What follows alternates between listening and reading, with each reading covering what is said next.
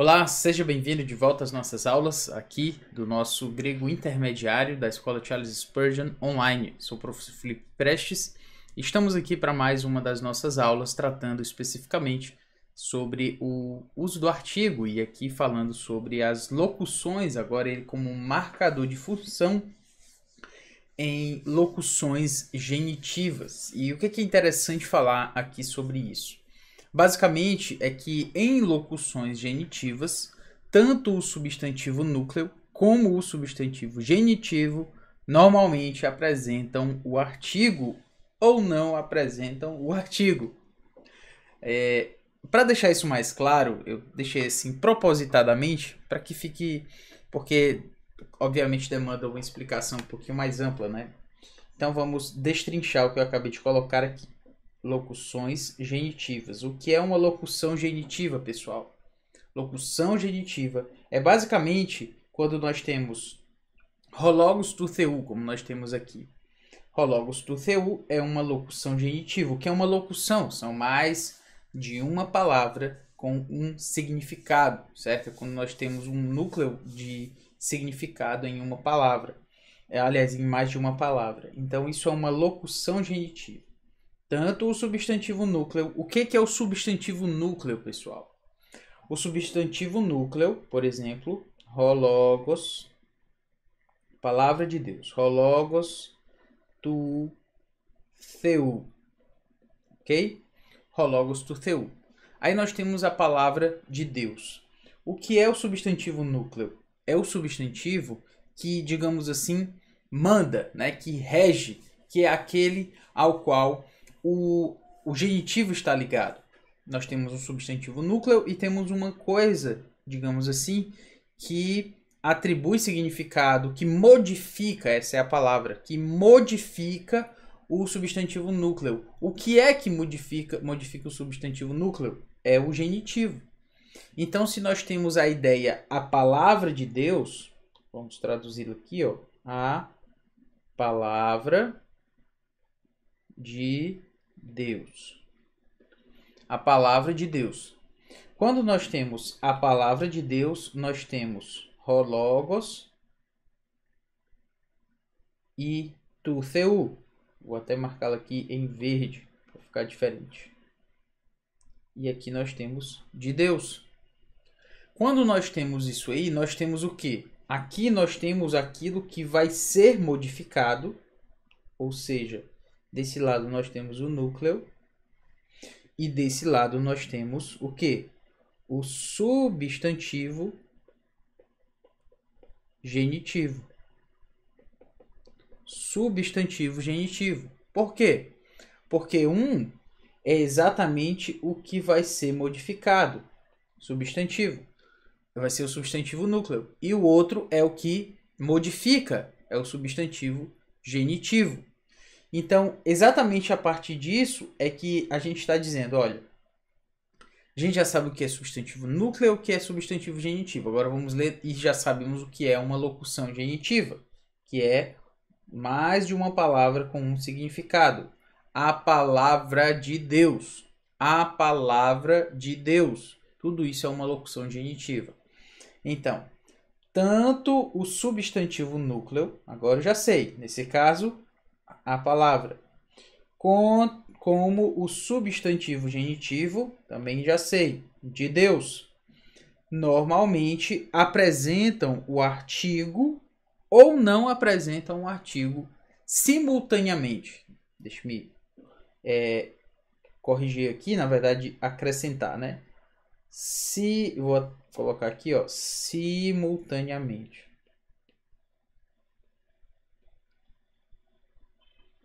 Simultaneamente. Por que, pessoal, é simultaneamente? Por que eu tenho que marcar essa questão? Porque é o seguinte, eu até coloquei aqui, ó, sim. Como é que normalmente aparece? Nós temos hologos tu theu, artigo, artigo. Ou temos logos theu, sem artigo, sem artigo. Beleza? ou a gente tem artigo nos dois, nas duas palavras, núcleo e genitivo, ou a gente não tem artigo nos dois. Essa é a regra que a gente está percebendo aí. E é a regra a qual o nosso autor Daniel Wallace nos apresenta. Nós temos aqui hologos tu theu ou hologos theu. Ou seja, ou nós temos os dois artigos na locução genitiva, ou a gente não tem nenhum, certo? É basicamente essa regra que a gente está buscando apresentar aqui, tá? Ou seja, o que Daniel Wallace nos apresenta aqui é que a possibilidade que não existe, ou pelo menos que normalmente não existe, que a gente vai ver já que tem algumas exceções, mas é que, por exemplo, ter palavra de Deus, não ter a palavra de Deus, não ter artigo em um deles. Por exemplo, tem logos tu theu, tem artigo aqui, não tem. Isso aqui normalmente não acontece. E o contrário também. Nós temos hologos, artigo antes do substantivo núcleo, e não ter artigo aqui, ó. Isso aqui também normalmente não acontece. Tem até o nome de uma regra, dessa regra aí, baseado no nome de um gramático antigo, esses nomes chiques aí. Mas o ponto é simplesmente mostrar. Temos artigo ou não tem ou tem artigo nos dois ou não tem artigo em nenhum, certo? O que não é comum de forma alguma é ter só um artigo, seja antes do substantivo núcleo ou seja antes do genitivo, certo? Muito bem.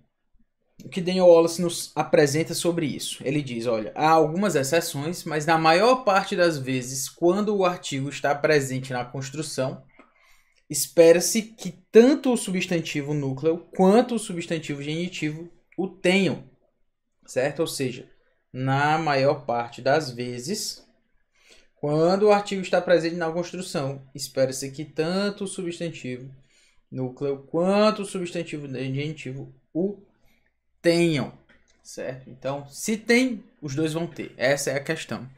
Nesses casos, como ele diz aí, o artigo não carrega tanta carga semântica, certo? Por quê? Porque quando os dois substantivos não apresentam um artigo, eles permanecem definidos. Sabe, essa é a questão da definição. O que é algo definido em relação a algo que não é definido? O que é definido é aquilo que você consegue perceber. Isso que ele é diferente dos outros, certo? Qual é a diferença que a gente tem aqui? A diferença é exatamente essa. Palavra de Deus, por si só, já é definido. Então, mesmo se eu tivesse somente isso aqui, ó, logos teu, palavra de Deus. Essa não é qualquer palavra, essa não é a palavra de qualquer pessoa, essa é a palavra de Deus. Então, a construção em si, a construção genitiva em si, ela já é definida por natureza. Eu não preciso de um artigo para torná-la definida. Ou seja, o artigo que aparece, se aparecer aqui, nós temos logos theu. Se eu acrescentar aqui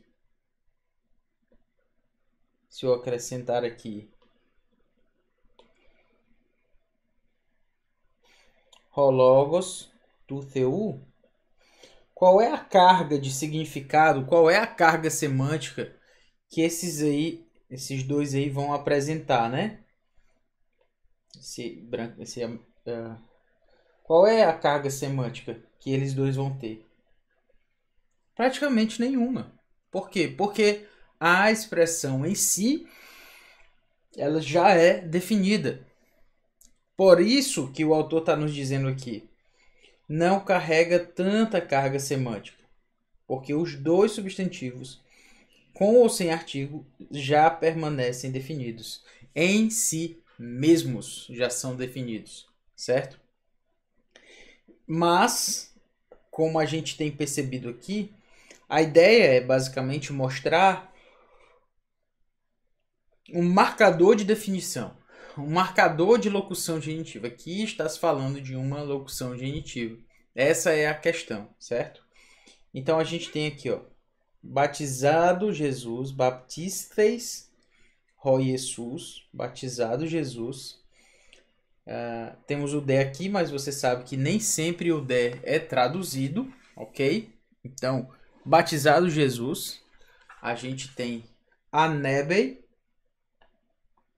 Lembrando que anebei é uma expressão interessante, né? Deixa eu abrir o texto aqui.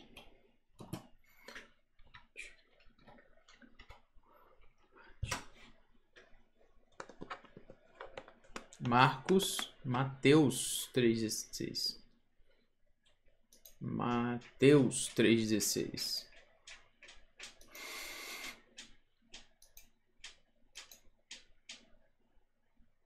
Mateus 3,16. Agora sim, batizado Jesus. Aí a gente tem anebei. Porque o verbo anebei é o verbo anabaino.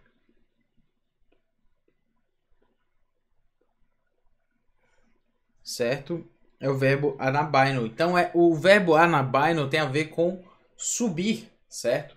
Então Jesus, ao ser batizado, saiu, né? Literalmente subiu. Nós temos aqui Euthys, que é, na verdade, é logo, né? E nós temos Anebei, ele se levantou, ele saiu, certo? Ele saiu, apoturridatos. Então ele saiu das águas, né? Ele saiu da água. Eu lembro de uma vez alguém falando sobre esse texto, né? Ele dizia: quando Jesus foi batizado e ele saiu da água depois de ter mergulhado totalmente, né? Depois de ter ido totalmente abaixo das águas e depois finalmente ter saído totalmente das águas, né? Ele ficava chamando a atenção para isso aí como bom batista que ele era, né? Mas a questão aqui, inclusive o grego pode nos ajudar a pensar pelo menos sobre isso.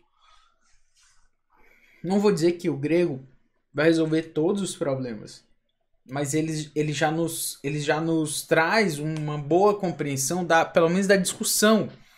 Você não fica perdido na discussão, você entende o que está acontecendo, você entende as possibilidades. Então, quando diz que ele subiu, que ele anebei, ele subiu a potorridatos, ele saiu da água, não pode ter sido mais do que ter sido banhado completamente, né? Na verdade, ter sido mergulhado completamente nas águas, né? No batismo de Jesus, né? No batismo de João Batista, é claro que a discussão é bem mais ampla do que isso. Cai e du, e eis que, e aí nós temos Enerthessan, e aqui em Enerthessan é a ideia de abrir, exatamente, certo? É o verbo anoigo.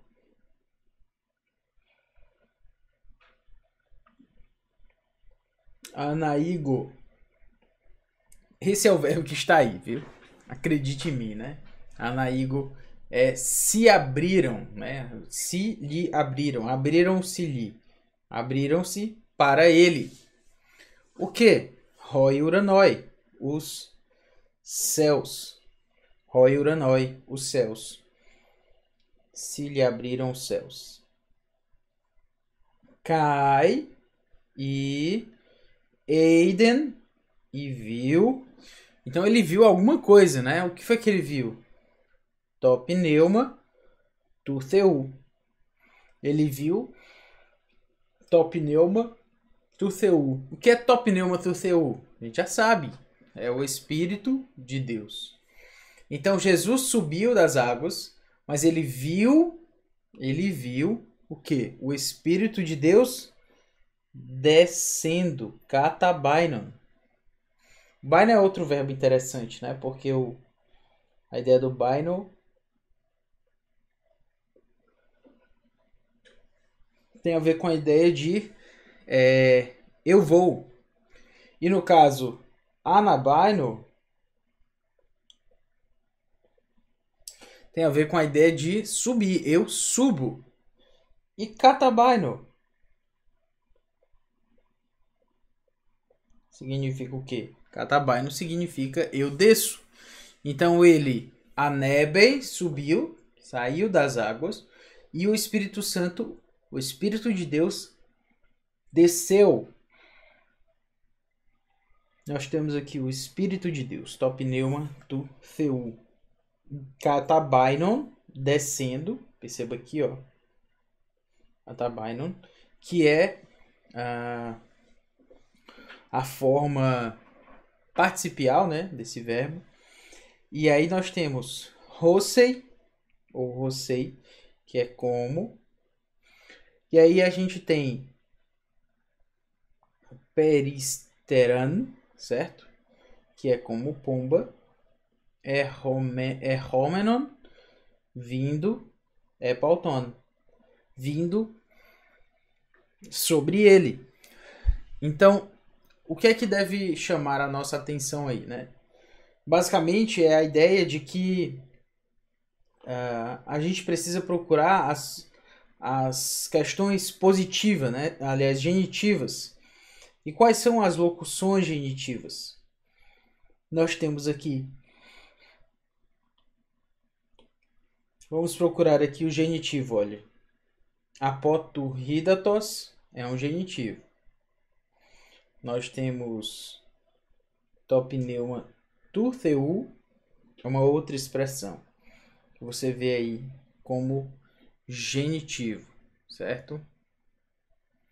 Então, pessoal, basicamente o que a gente tem aqui, voltando, precisei voltar aqui um pouco depois para a gente retomar essa questão aqui, mas o que nós temos aqui são duas expressões genitivas, duas locuções genitivas. Turridatos, certo? Que é basicamente da água, como já falei, e também tutheu, que é o Espírito de Deus. O que é que Daniel Wallace deseja fazer, né, para que a gente abra os nossos olhos aí com relação a isso? É que quando nós temos uma expressão, certo, ligada a uma locução genitiva, né, como a gente falou aqui, ó, ou nós temos dois genitivos, dois artigos, ou nós não temos nenhum artigo. Por exemplo, aqui nós temos topneuma tutheu. Eu marquei as duas locuções genitivas, mas aqui basicamente a que eu quero chamar a nossa atenção é essa aqui, ó, topneuma tutheu. Topneuma tutheu são, na verdade, são duas colocações aí exatamente para a gente perceber se temos a palavra núcleo, né? Será que a gente consegue? Deixa-me tentar aqui fazer algo aqui rapidinho. Se a gente conseguir aqui, não, acho que não vai dar certo não. Vamos voltar. Vamos voltar aqui. Beleza. Se a gente conseguir esse topneuma tutheu, se a gente conseguir exatamente entender que aí nós temos um núcleo, né? O substantivo núcleo. Qual é o substantivo núcleo? Se nós temos aqui topneuma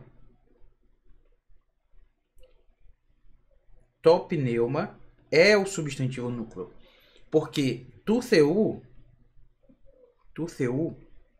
é exatamente aquilo que atribui algo em relação a pneuma. É o Espírito de Deus. Ok? Então entendemos qual é o substantivo núcleo e qual é o substantivo genitivo. O que nós fazemos agora?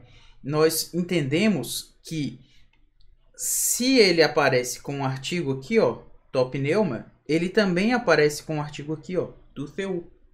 Ou nós temos dois artigos ou nós não temos. Essa é a regra, certo? Então, na verdade, o artigo, quando ele vai aparecer exatamente para marcar. Olha, aqui nós temos uma locução genitiva. É para que não reste dúvidas, digamos assim, né? Que há uma locução genitiva aí. Então eu acho importante a gente mencionar essas questões, justamente porque a gente consegue entender essa questão de substantivo núcleo e substantivo genitivo, e a gente consegue também compreender essa questão com relação à presença do artigo, sendo artigo ou não sendo. Beleza? Ou tendo artigo, ou tendo dois artigos, ou não tendo dois artigos, certo? Existem algumas poucas exceções, como o Daniel Oz fala lá no seu material, dá o nome, né, exato para essa estrutura argumentativa, gramatical, mas no geral é assim que funciona. Vamos ter mais um exemplo aqui. Temos Marcos. Então o texto aqui é Marcos 1,15. Marcos 1,15. Nós temos dizendo, né? Dizendo, o tempo está cumprido. Quem foi que disse isso, né? Só para a gente não ficar aqui perdido. Depois de João ter sido preso, foi Jesus para a Galileia pregando o evangelho de Deus, dizendo. Então Jesus dizendo. E aí nós temos cai com a ideia aí do i, mas não necessariamente traduzido. Temos legon traduzido então como dizendo, ok? E sendo esse legon como dizendo, a gente pode ir um pouco mais adiante. Deixa eu tentar aqui trazer mais para perto de vocês. Vamos lá. Aqui a gente tem hot, certo? Hot. Esse hot aqui, ele tem uma característica, eu acho essa característica bem interessante, que nem sempre o hot vai significar porquê. Às vezes o hot ele vai funcionar exatamente como o nosso dois pontos do português, ó. Como uma enunciação, como se ele dissesse assim, dois pontos. Ele vai marcar um discurso, um ponto específico que vai começar. E aí nisso a gente tem o hot, a função do hot, uma função bem interessante nesse caso, certo? E aí nós temos Rokairos. Você deve lembrar, a palavra kairos é um tanto utilizada, né? Diz respeito ao tempo. O tempo. E aí nós temos peplerotai. Peplerotai tem a ideia de estar cumprido, certo? Está cumprido.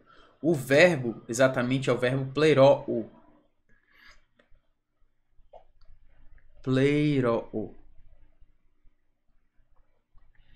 Interessantemente estar aí também marcada no perfeito, né? Peplerotai está na forma perfeita, passiva, então está cumprido. Professor, como é que eu sei que é perfeito? Uma dica é você perceber que as palavras no perfeito, elas estão assim, ó. Elas têm uma duplicação da raiz, certo? Então, quando você vira uma palavra assim duplicada, por exemplo, pleirol, você sabe que tem a ver com cumprir, né? Com tornar pleno. Então, pepleirol ou peplerotai já nos faz desconfiar que essa palavra se trata de um verbo no perfeito. Gente, tudo isso tem a ver com o que eu sempre falo aqui, que é sobre familiaridade. A gente só vai conseguir compreender os textos corretamente se a gente tiver familiaridade com o texto. Sem familiaridade, a gente não consegue andar direito, certo? Então, considerem esse ponto também, ok? Então, o tempo está cumprido. Kai e engiken.